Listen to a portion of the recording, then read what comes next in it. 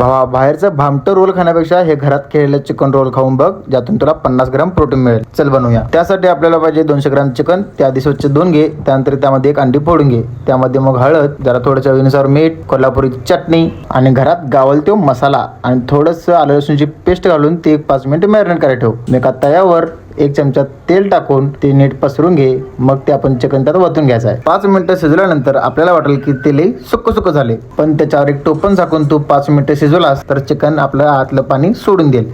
ते जरा मला सपक वाटाल तर त्यामुळे त्यात कोल्हापूर चटणी आणि जरा ॲड केली आणि ते व्यवस्थित शिजवून घेतलं.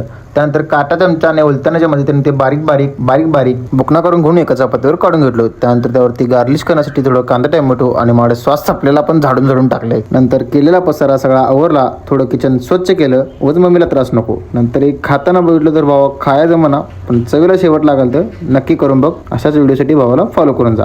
भेटूया नेक्स्ट व्हिडिओमध्ये. टाटा.